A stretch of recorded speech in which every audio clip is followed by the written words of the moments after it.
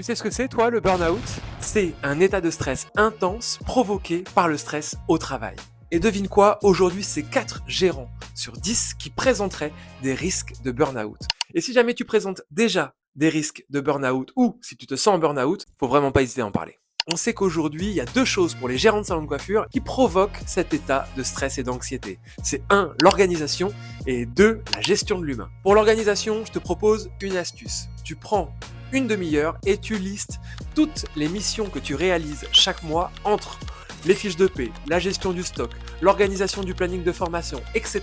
Toutes les tâches ou les missions que tu effectues au quotidien. Tu les listes et ensuite tu mets le temps en face dont tu as besoin pour les réaliser. Et ensuite, chaque semaine, tu bloques du temps pour gérer ces missions-là ou une fois par mois. Tu as le choix, soit une fois par mois, soit une fois par semaine, mais tu bloques le temps. Et au pire, si tu as pris de l'avance ou que tu as moins de missions à gérer, tu pourras libérer ce temps pour faire autre chose. Et maintenant, je crois que c'est le plus difficile, l'humain. Gérer le personnel, les collaborateurs, c'est souvent ce qui revient en formation.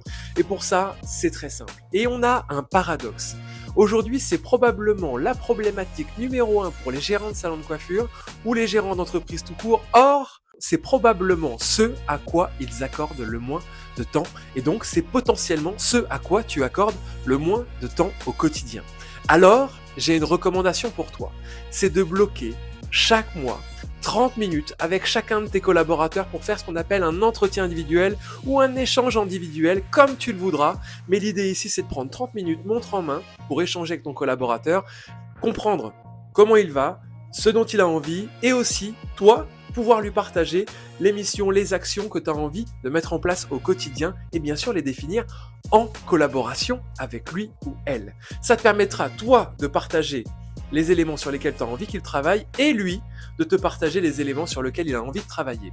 Ce qui te permettra de te libérer, y voir plus clair, créer de l'échange avec ton collaborateur et à travers ça, obtenir des meilleures performances avant tout humaines, se sentir mieux parce qu'on communique et aussi bien sûr à travers ça, quelques performances supplémentaires sur l'entreprise. Donc, si on calcule, c'est 30 minutes par collaborateur.